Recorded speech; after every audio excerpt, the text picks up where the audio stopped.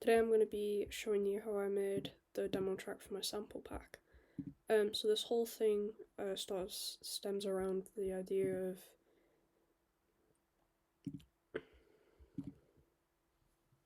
today I'm going to be showing you how I made the demo track for my sample pack. So the first thing that I did was combine these two samples here, so this drum sample and this synth sample loop.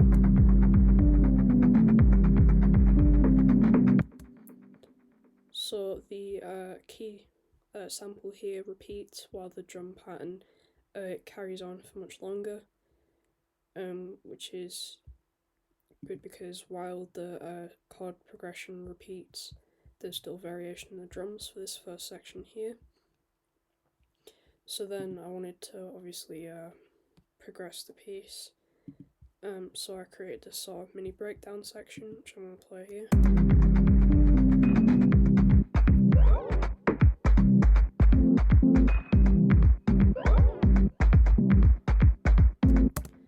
So this works by, I used the variation of this drum pattern here, the sort of stuttered drum pattern, and I wanted to create this stuttery effect by chopping up this original piano sample here, and you can see that I've also pitched some of these up by 5.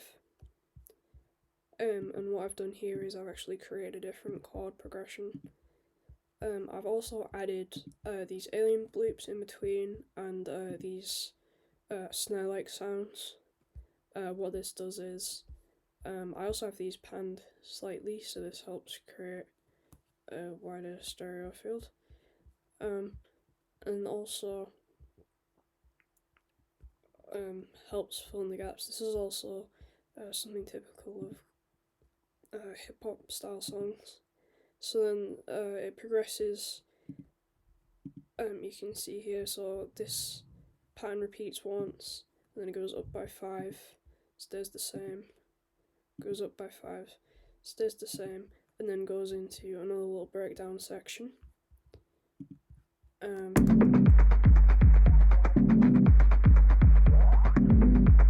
there's sort of like a repeating build up here, which is all just done by and then sort of a mini breakdown as it ends.